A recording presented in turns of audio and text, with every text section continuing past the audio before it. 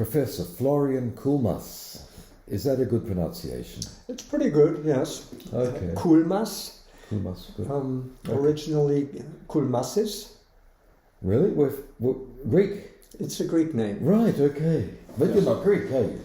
I was born Greek. Oh, really? And now you My are... father was Greek all his life. Okay, all right. But your citizenship is now... Is now German. When I was drafted into the Greek army, I thought, well, is that really what I want? All right, okay, so we're good. Sorry, we're going off track already. Florian, what's your job these days? Or your jobs? My current job is, as they call it, senior professor of Japanese society and sociolinguistics Wow. at the University of Duisburg-Essen in Germany. And you also work in Japan? Not now, no. Okay. My last job in Japan was, I headed a research institute there, a research institute for Japanese studies, Okay. economy, politics and society of Japan. With all that interdisciplinarity, would you call yourself mainly a sociolinguist, or do you need a bigger title? I wear at least two hats. Yeah. One is Japanese studies, has very, very little, if anything, to do with linguistics. Okay. And the other one is sociology of language. All right. And you edit a journal? For a long time, the International Journal of Sociology of Language, I co-edited with Josh Fishman. I'm duly impressed. When you were in your mid-20s, what were you doing then? Trying to find my way. In particular? Which wasn't so easy, really. Yeah. It would be a long story, but I once came to Hong Kong and was completely illiterate. That was in the middle of the Cultural Revolution of China. Nobody would have thought that Hong Kong was then still a British colony. You wouldn't see more or less a single Latin letter anywhere. There were posters and transparencies all over the place with slogans. They were all red, that I remember, and I remember I couldn't read a single one.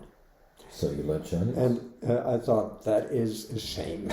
Okay. So I should learn. Then I tried to learn Chinese. And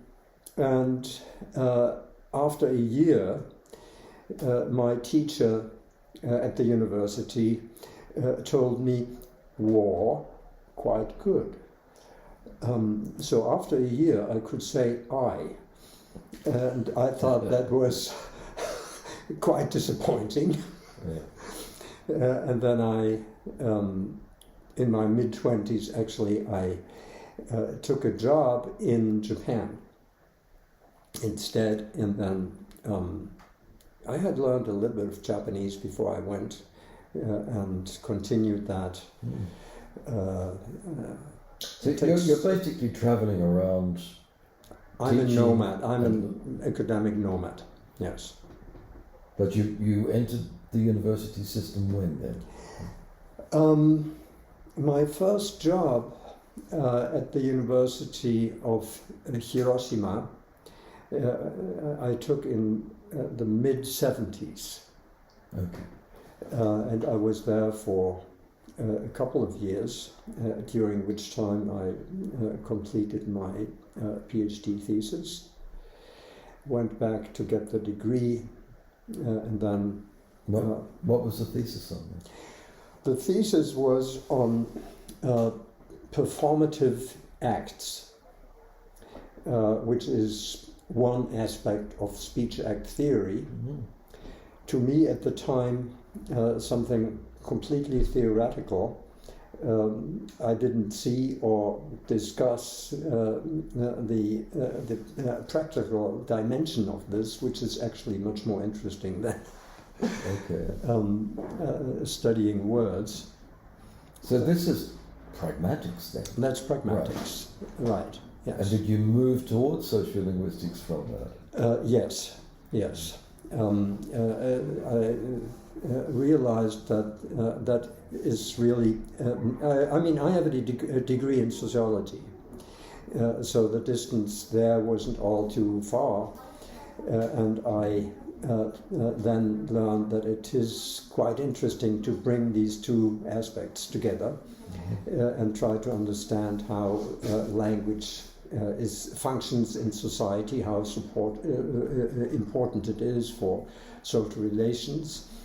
And this performative aspect has also an interesting aspect, namely that there is a very strong cultural dimension to it. To give you one example, apologies. Apologies are performative acts which cannot be done without language, but there's a very big difference. In the Western tradition, in the European tradition, you don't apologize unless you are accused. If you do, then you make yourself guilty. Whereas in Japan, people are apologizing all the time without any obvious misdemeanor or with any reason why they should apologize. It is just a way of smoothing social relations and making sure that your interlocutor is not offended. Without any admission of, there is no guilt in the play. So that is something quite interesting. And from there it went on to many other things in sociology of language. So you developed a university career in Germany and in Japan, or yes. Both at the same time, or how does that work? No, not really at the same time. Well, once I had my doctorate degree, I continued to look for jobs, and I had a very nice fellowship actually that allowed me to move wherever I wanted. And I spent some time at Georgetown University in Washington, D.C. And then, in the meantime, personal relations developed, and the question of children came up. And then I realized that being an academic in the United States has its downsides. If people who know how to sell used cars, for example, make a better monthly salary than. All right, okay. And then another aspect with this, we were looking for a place to settle down, and I found all sorts of interesting advertisements for apartments. And then people told me, no, there, you cannot move there. This is in the United States. And that was in Georgetown. Well, Georgetown has different areas, yes. I thought, what kind of a city is that?